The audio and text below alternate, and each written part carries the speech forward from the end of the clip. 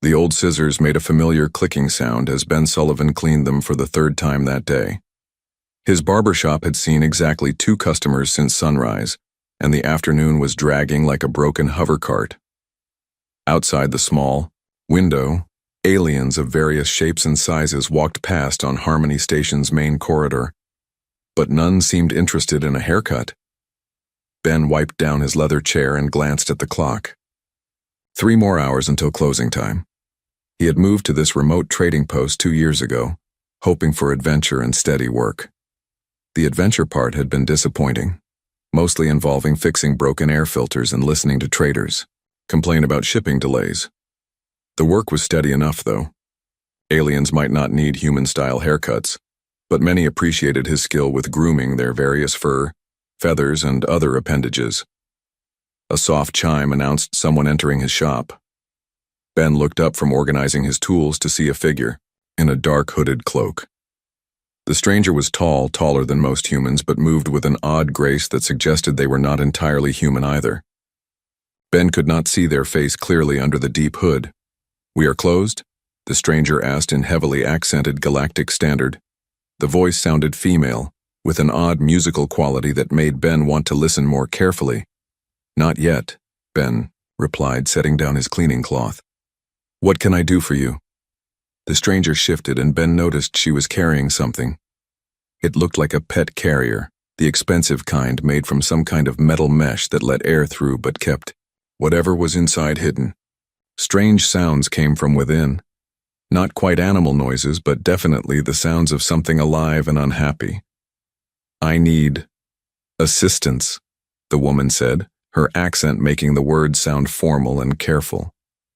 "My child is very upset, very scared. I must do business on this station, but I cannot take her with me. It is not safe." Ben frowned. "I'm a barber, not a babysitter." The woman reached into her cloak and pulled out a small bag that clinked with the sound of credits. Real credits, not the digital transfers most people used these days. "I will pay well. You seem calm, peaceful. My child needs someone like this." Ben looked at the carrier again. The sounds from inside were getting louder, more distressed. Whatever was in there was clearly frightened. He had always been good with nervous customers, whether they were humans afraid of scissors or aliens, worried about trusting their appearance to someone from another species. "How long are we talking about?" he asked. "Few hours only. Maybe until morning. I cannot say exactly." Ben considered this. The credits in that bag would pay his rent for 2 months. And honestly, watching someone's pet or child could not be more boring than sitting in his empty shop all evening. "What kind of child?" he asked. The woman hesitated. "She is special, different, but harmless. She just needs quiet place to rest while I work." Ben nodded toward his back room. "I've got a comfortable chair back there, and it's away from the main corridor noise. Will that work?" Relief seemed to wash over the stranger, though he still could not see her face clearly. "Yes, that would be very good." She handed him the bag of credits. Ben nearly dropped it. There were far more credits than he had expected. This was enough money to live comfortably for months. "I do not need this much," he said, trying to hand some back. "Keep it," the woman said firmly. "My child is very precious to me. If something happened to her—" She trailed off, but Ben heard real worry in her voice. Ben carried the pet carrier to his back room, which was really just a small space with an old armchair and a table where he kept his guitar. The carrier was heavier than expected, and whatever was inside had gone completely silent. "She might be shy at first," the woman explained, following him. "Do not try to force her out. Let her come to you if she chooses." "Any special foods or anything she needs?" "No, just be kind to her." The woman paused. "You play music?" She had noticed the guitar leaning against the wall. "A little. Helps pass the time." Something in her voice changed, became more interested. "She might like that. My people. We appreciate music." Before Ben could ask what she meant by "my people," the woman was already heading for the door. "I will return as soon as I can. Thank you for this kindness." And then she was gone, leaving Ben alone with whatever was in the carrier. For several minutes, he just stood there looking at it. The mesh was too fine to see through clearly, but he could make out vague shapes moving inside. Whatever was in, there was about the size of a small dog or cat, based on how much the carrier had weighed. Curious sounds started coming from inside again, not quite whimpers, but definitely the sounds of something unhappy. Ben had dealt with nervous animals before.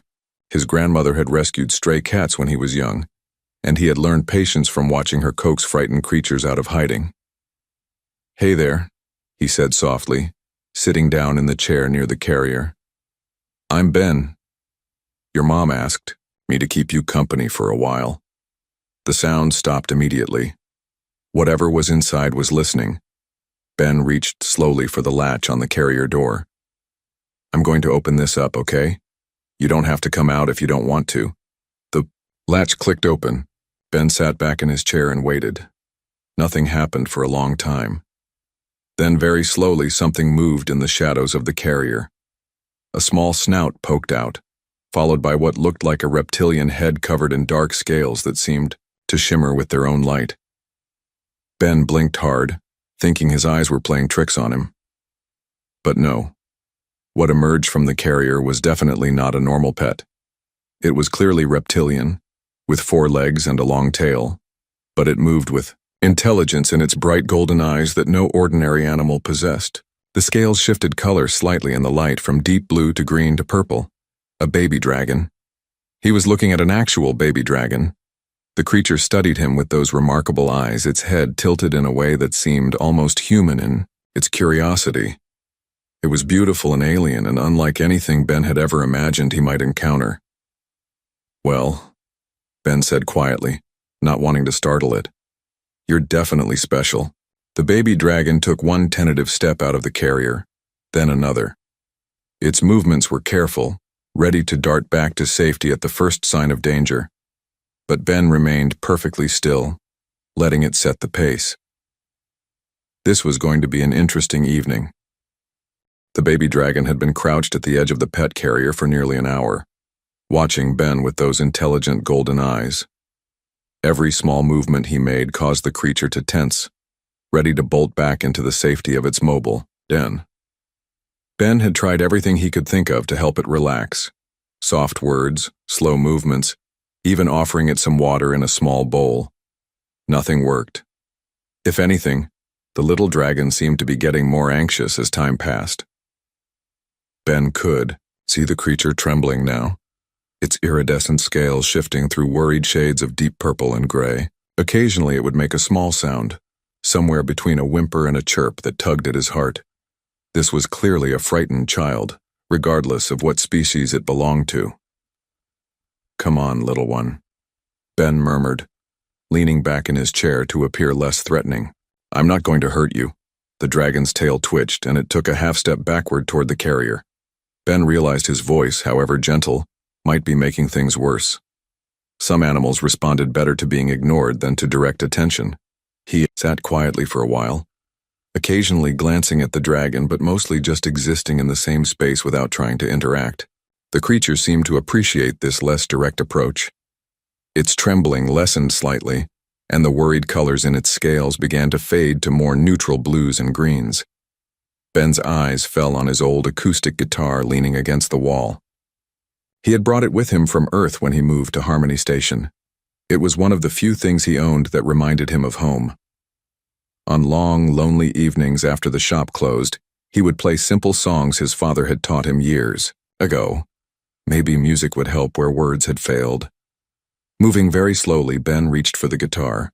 The dragon watched every motion but did not retreat. Ben settled the instrument across his lap and gently plucked a single string. The clear note rang softly in the small room. The effect was immediate. The dragon's head lifted, ears perking up with sudden interest. Its scales brightened to a warm golden color that matched its eyes. Ben smiled and plucked another string, then another. The dragon crept forward, no longer focused on escape routes but entirely absorbed by the sounds. When Ben began playing a simple melody, An old folk song his grandmother used to sing, the creature moved all the way out of the carrier. The baby dragon sat perfectly still, listening with what could only be described as wonder. Its scales continued to shift colors, but now they moved through beautiful shades of gold and silver and soft blue that seemed to match the rhythm of the music. "You like that, don't you?" Ben said softly, continuing to play. The dragon tilted, its head at his voice, but did not seem afraid anymore. Ben played another song, this one a gentle lullaby. The dragon crept closer, drawn by the music like a moth to flame. By the time Ben finished the second song, the creature was sitting right next to his chair, close enough that he could see the delicate patterns in its scales and the way its eyes reflected the room's lights. "That's better," Ben said, starting a third song. "Music helps, doesn't it?" To his amazement, the dragon made a soft sound that seemed almost like it was trying to sing along. The tone was musical, harmonizing with his guitar in a way that sent chills down Ben's spine. This was not just intelligent behavior, this was artistic appreciation. As Ben continued playing, the dragon grew bolder. It sniffed curiously at his shoes, then at the guitar itself.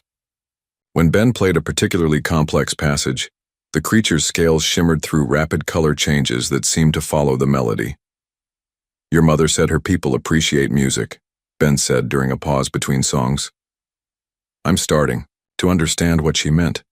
The dragon looked up at him when he mentioned its mother, and Ben could have sworn he saw understanding in those golden eyes. This was definitely not an ordinary pet. This was a sapient being, young but clearly intelligent.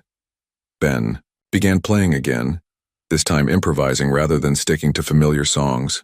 The dragon seemed to love this even more, responding to changes in tempo and key with corresponding shifts in color and posture.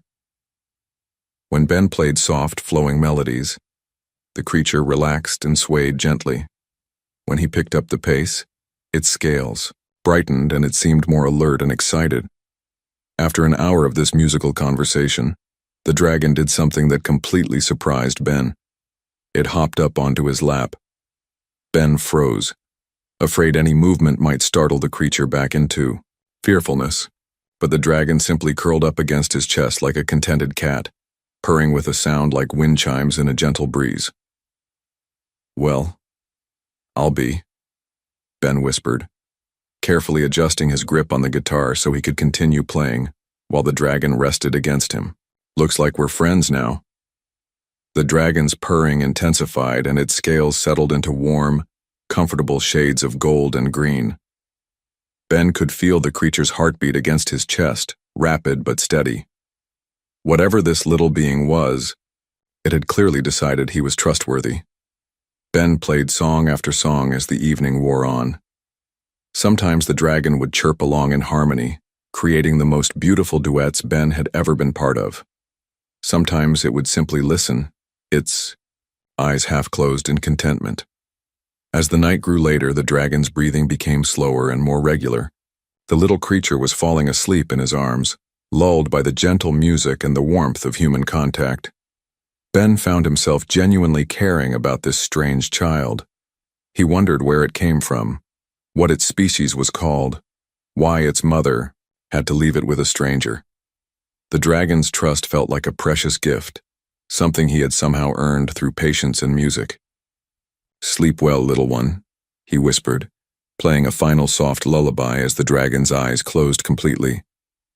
"Whatever you are, wherever you're from, you're safe here." The dragon's purring continued even in sleep, a gentle vibration against Ben's chest that felt oddly comforting. He had never expected to spend his evening as a babysitter for an alien child, but he had to admit it was the most interesting thing that had happened to him since arriving on Harmony Station. Outside his shop, the station's corridors had grown quiet as the business day ended, but inside his small back room, Ben continued to play soft music for his sleeping companion, feeling more content than he had in months. He had no idea that he was holding the future ruler of one of the galaxy's most powerful civilizations. To him, this was simply a frightened child who had needed comfort, and music had been the key to providing it. Sometimes the most profound connections were also the simplest ones. Sunlight was beginning to filter through the small window of Ben's barbershop when he heard the soft chime of his front door opening. He had dozed fitfully in his chair throughout the night, the baby dragon still curled against his chest, warm and peaceful. Every time he had started to move, the creature would stir slightly and he would freeze, not wanting to disturb its rest. Now voices drifted from the main shop area. The hooded woman had returned, and she was not alone. Ben could hear at least 3 other people with her, their footsteps careful and measured in a way that suggested either soldiers or bodyguards. The dragon stirred at the sound of familiar voices, lifting its head and making a soft, questioning chirp. Its scales brightened to alert shades of blue and silver. "That's your mother, isn't it?" Ben whispered. The dragon's head turned toward the sounds, ears perking up with obvious recognition. Ben heard the woman speaking in low tones to her companions, words he could not quite make out. Then her voice came closer as she approached the back room. "Ben, may I enter?" "Come in," he called softly. "But move slowly. She's been sleeping." The woman stepped into the back room, still wearing her hooded cloak, followed by 3 tall figures who remained silent in the doorway. Ben noticed they all wore dark clothing that looked more like uniforms than civilian clothes, and they moved with the disciplined posture of trained guards. When the woman saw her child nestled peacefully in Ben's arms, she stopped abruptly.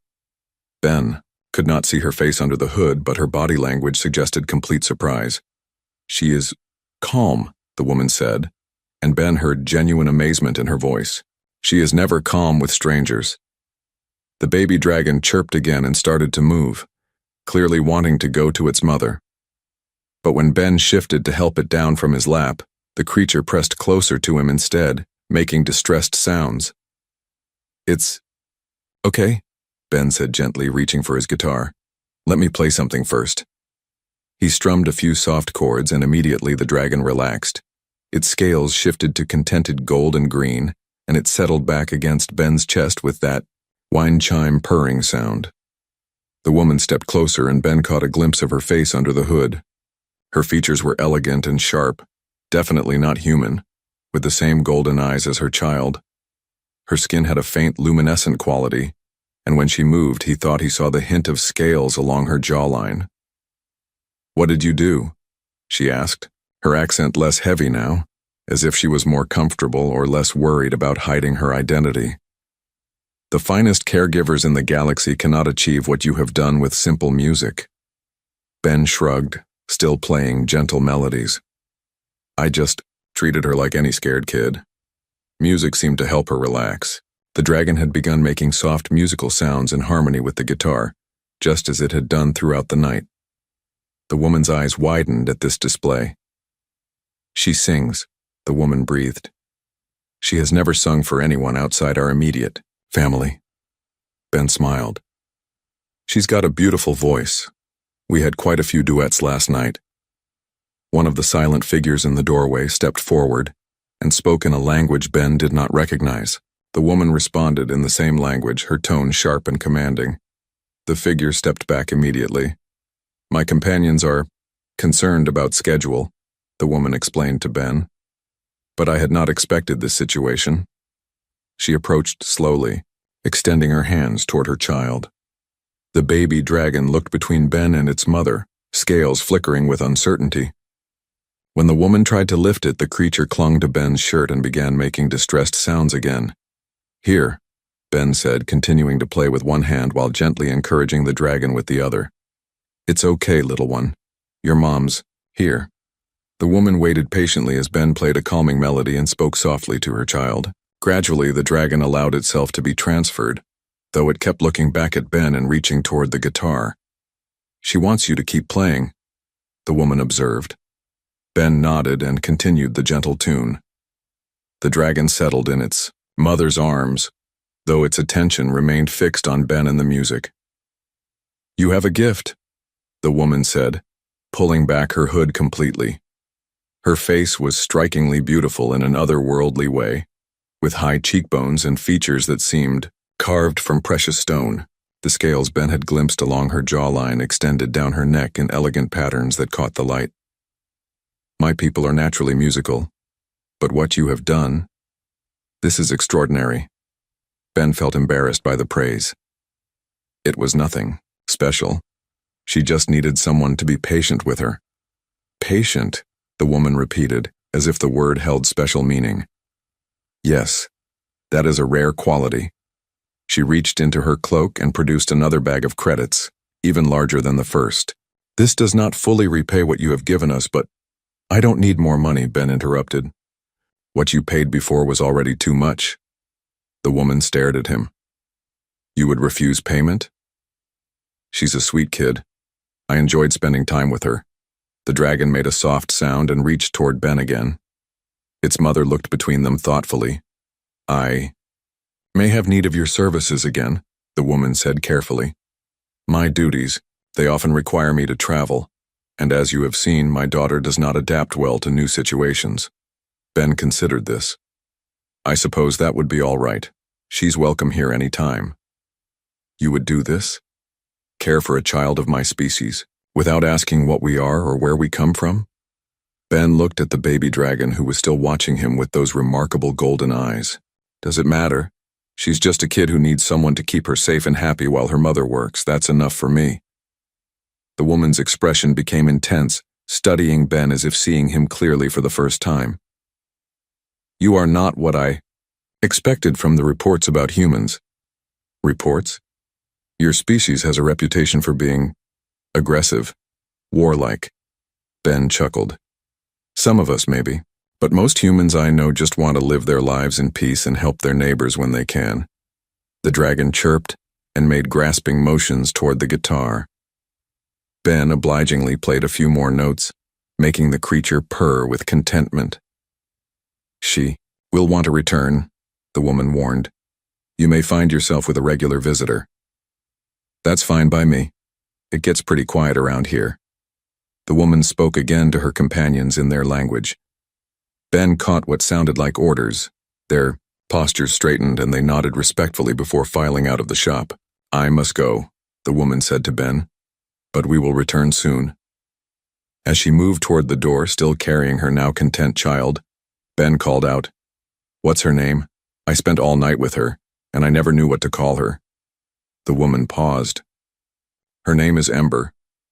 Ember, Ben repeated, and the baby dragon's head turned at the sound. That's a pretty name. And you are Ben Sullivan, the woman said. It was not a question. Ben raised an eyebrow. How do you know my full name? I make it my business to know about people I trust with what is most precious to me. She adjusted Ember in her arms. Until we meet again, Ben Sullivan. After they left, Ben sat alone in his shop, still holding his guitar. The place felt strangely empty without Ember's presence. He found himself looking forward to their next visit, wondering what other songs the little dragon might enjoy learning. He had no idea that he had just agreed to become the unofficial caretaker for the heir to an interstellar empire, or that word of his success would soon spread through the highest levels of galactic politics. To Ben, this was simply the beginning of an unusual friendship with a remarkable child and her equally remarkable mother. But as he cleaned up his shop and prepared for another day of regular customers, he could not shake the feeling that his quiet life on Harmony Station was about to become much more interesting. 3 weeks had passed since Ben first met Ember and her mysterious mother, and his life had settled into a pleasant new rhythm. Lyra, as she had asked him to call her, brought Ember to his shop every few days. The visits always followed the same pattern. Lyra would arrive with her silent companions, leave Ember in Ben's care for several hours while she conducted business elsewhere on the station, and return to find her daughter completely content and often fast asleep in Ben's arms. Ben had learned that Ember loved complex melodies and had an incredible ear for harmony. She could remember songs after hearing them just once and would hum along perfectly on repeat visits. Her scales would dance through colors that seemed to match whatever emotion the music conveyed. Bright golds and silvers for happy tunes, deep blues and purples for sad ones, excited reds and oranges for anything with a strong beat. Today had started like any other visit, with Lyra bringing Ember just after lunch. But something felt different. Lyra seemed more tense than usual, and her guardians kept glancing toward the corridor as if expecting trouble. "Is everything all right?" Ben asked as he settled into his chair with Ember on his lap and his guitar ready. "Station politics," Lyra said dismissively, but Ben noticed she did not remove her hood today. "Nothing that concerns you," Ben began, playing one of Ember's favorite songs, a gentle melody he had composed just for her. The baby dragon immediately relaxed and began her soft harmonizing. But Lyra remained standing near the door instead of settling into the spare chair as she usually did. Halfway through the second song, alarms began blaring throughout the station. Emergency lights flashed red in the corridors and an automated voice announced a station-wide security alert. Ben stopped playing and Ember made questioning sounds. "What's happening?" Ben asked, but Lyra was already moving toward the door. She spoke rapidly to her companions in their musical language, and they immediately took defensive positions around the shop's entrance. Through the window, Ben could see people running in the corridors, some toward emergency stations and others simply fleeing in panic. "Stay here," Lyra ordered, but she was looking at her guards, not Ben. "Protect them both." Before Ben could ask what she meant, Lyra was gone, vanishing into the chaos outside. Ember began making distressed sounds, her scales shifting to worried grays and purples.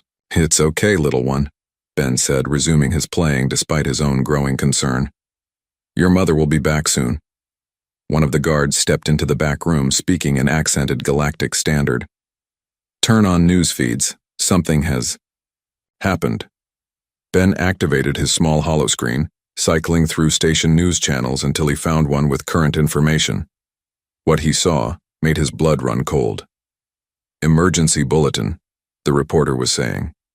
"The Empress of the Draconic Imperium has been reported missing for over 72 hours.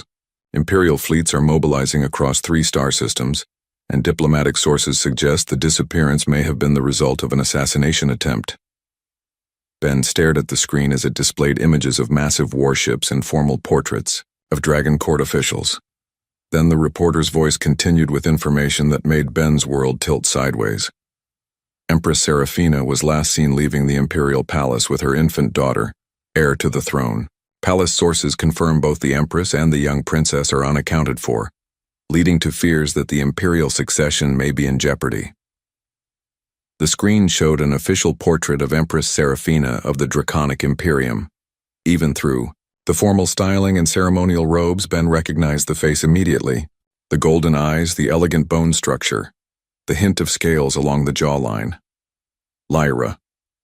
The woman who had been bringing her daughter to his barber shop was the ruler of one of the most powerful civilizations in known space. Ben looked down at Ember, who was still nestled in his arms, scales now shifting through confused colors as she sensed his distress. The baby dragon he had been playing lullabies for was the heir to an interstellar empire. "Oh," Ben said weakly. "Oh, this is really not good." The guard who had told him to watch the news stepped closer. "You understand now why secrecy was necessary." Ben's mind reeled. She's been hiding here, from assassins. Imperial Court has many enemies, many who would harm child to damage Empress.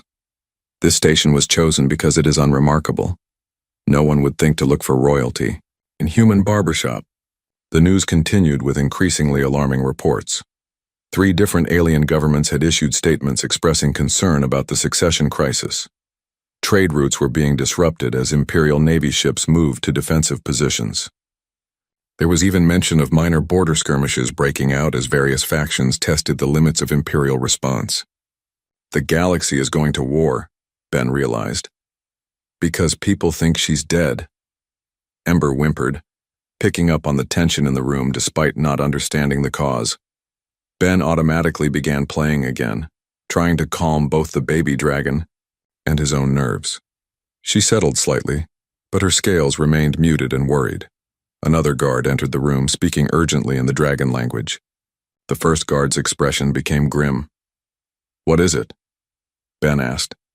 "Imperial ships approach station." "Many ships." Through his window, Ben could see the distinctive shapes of dragon warships taking positions around Harmony Station. They were beautiful and terrifying, all flowing curves and gleaming metal that seemed to shift color like Ember's scales. "Are they here to rescue her?" Ben asked. "Perhaps. Or perhaps they come because someone has betrayed her location." The implications of that hit Ben like a physical blow. If hostile forces knew Lyra was here, if they had tracked her to this unremarkable trading station, then Ember was in terrible danger, and Ben was the only thing standing between a baby dragon and people who wanted to kill her for political reasons. "We protect the princess," the guard said firmly, as if reading Ben's thoughts. "Is our duty." Ben looked at Ember, who had begun making soft, questioning sounds. She was too young to understand what was happening, but she could sense that the adults around her were afraid. "Then we protect her," Ben agreed. He had no training for this kind of situation, no weapons, no special skills beyond cutting hair and playing guitar. But this frightened little being had trusted him, had found comfort in his music and presence. He was not going to let anyone hurt her. The baby dragon looked up at him with those remarkable golden eyes, and Ben made a decision that would change his life forever. Whatever came next, whatever dangers were approaching, he would stand between this child and anyone who meant her harm, even if she was the most important child in the galaxy. The Imperial warships had been docked at Harmony Station for 6 hours when Empress Seraphina finally returned to Ben's shop. She no longer wore the concealing cloak, instead dressed in flowing robes that seemed to be made of liquid starlight. Her scales were fully visible now, creating intricate patterns along her arms and neck that marked her as unmistakably royal. Behind her walked a procession of officials, advisors, and guards that filled Ben's small barbershop completely. Some were dragons like Seraphina, others represented different alien species that Ben recognized as major galactic powers. All of them looked very serious and very important. Ben had spent the entire time playing music for Ember, who had remained remarkably calm despite the chaos outside. The baby dragon seemed to understand that as long as Ben was there with his guitar, she was safe. Her scales had returned to their normal happy colors, and she had even taken a nap curled against his chest. "Ben," Seraphina said as she entered the back room. Her voice carried a weight of authority that had not been there before. But when she looked at him, her expression was warm, with genuine gratitude. "Your Majesty?" Ben said awkwardly, not sure of the proper protocol. "I saw the news. I understand now why you needed someone to watch Ember." Seraphina's eyes widened slightly. "You know who we are, and yet you remained here. You continued to care for my daughter even knowing she was in danger." "Where else would I go?" Ben asked. "She needed me." One of the dragon officials stepped forward and spoke rapidly in their musical language. Seraphina responded with obvious irritation, her scales shifting to darker, more commanding colors. The official stepped back respectfully. "My advisors are concerned about security," Seraphina explained. "They cannot understand why a human stranger would risk his life for an alien child." Ben looked down at Ember, who was watching the conversation, with intelligent eyes. "Because she's not an alien child. She's just a child, and children need protecting." The comment seemed to stir something among the assembled officials. Ben heard whispered conversations in several different languages, all with tones of surprise or amazement. "The word has already spread," Seraphina continued. "News services across the galaxy are reporting that the Imperial heir was kept safe by a human barber who calmed her with music. Representatives from dozens of governments have requested meetings." "Meetings with me?" Ben felt overwhelmed by the very idea. The human who succeeded where our finest specialists failed, who earned my daughter's trust through simple kindness. Seraphina gestured toward the crowded main shop. "3 ambassadors have asked to hear you play. The Galactic Trade Federation wants to discuss cultural exchange programs. The Academic Council believes you represent a new understanding of interspecies harmony." Ben stroked Ember's scales gently, and she purred with contentment. "I just played some songs.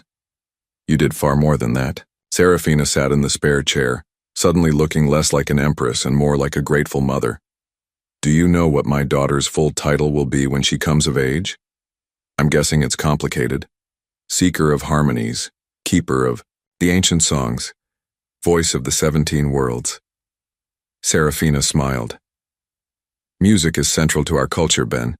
It determines our politics, our relationships, our entire way of understanding the universe. And my daughter had never responded to music before she met you. The implications of this were starting to sink in. You think I've changed something important? I know you have. The court musicians who have worked with her since birth could not achieve what you did in a single evening. One of the human officials Ben had noticed in the crowd stepped forward. Mr. Sullivan, I'm Ambassador Chen from Earth's diplomatic mission. We've been instructed to offer you any position you might want in our interstellar relations department. Ben blinked. I don't know anything about diplomacy. You've accomplished more in 3 weeks than most diplomats manage in their entire careers, Ambassador Chen replied. Empress Serafina raised a hand for silence. Before others make their offers, I would like to extend my own. She looked directly at Ben. I offer you a place in the imperial court, any title you desire, wealth beyond imagining, and the finest teachers in the galaxy to help you understand the full power of what you have discovered. Ben considered this carefully. The thought of leaving his simple life for the complexities of galactic politics made him deeply uncomfortable. What if I said no? He asked. The question seemed to surprise everyone in the room. Serafina tilted, her head curiously. You would refuse? I like my life here. It's quiet, simple. I fix people up and play music in the evenings. But you could help shape the future of interstellar relations. Ambassador Chen pressed. Your natural ability with cross-species communication could prevent wars, build alliances. Ben looked around the room at all the expectant faces, then down at Ember, who was beginning to fall asleep in his arms. I'll make you a deal, he said to Serafina. I'll stay here and keep doing what I'm doing. When you need someone to watch, Ember, bring her by. I'll teach her songs, keep her safe, and be her friend, but I don't want titles or politics or any of that complicated stuff. And in return? In return, you tell all these important people that humans aren't just warriors or traitors or whatever reputation we have. Sometimes we're just neighbors who want to help. Serafina stared at him for a long moment, then began to laugh. It was a beautiful sound, like silver bells mixed with wind chimes. Ember stirred at the familiar sound and made happy chirping noises. You would turn down an empire to remain a babysitter for my daughter? Best job I've ever had, Ben said honestly. The Empress stood and addressed the room in her commanding voice. You have your answer. This human chooses service over power, kindness over ambition. Remember this when you make your reports about human nature. She turned back to Ben. Your terms are acceptable, but know that you have done something unprecedented. Today, word of your choice will spread throughout the galaxy. Will that be a problem? On the contrary, I believe it may be exactly what the galaxy needs to hear. Over the following days, as the various officials and ambassadors departed Harmony Station, Ben found his life settling into a new kind of normal. His barbershop had become something of a pilgrimage site, with beings from across the galaxy stopping by to see the place where an interstellar incident was resolved through music and patience. He still cut hair, still played guitar in the evenings, still lived in the same small apartment behind his shop, but now Imperial ships stood guard over the station, and his appointment book included regular visits from the future ruler of the Draconic Imperium. Ember had grown noticeably in just the few weeks since their first meeting. Her scales were brighter, her songs more complex, and her understanding of language was developing rapidly. She had begun calling him Ben Friend in her own musical language, a title that Serafina assured him was one of the highest honors in dragon culture. As Ben played a lullaby for the sleeping dragon princess one quiet evening, he reflected on how much his life had changed. He had gone from obscure barber to informal ambassador without ever leaving his chair. But the most important thing had not changed at all. When Ember was scared or upset, when the weight of her future seemed too heavy for such small shoulders, Ben would pick up his guitar and play, and she would calm and smile and remember that she was safe. Sometimes the smallest actions had the greatest consequences, and sometimes the most powerful beings in the universe just needed someone to sing them a gentle song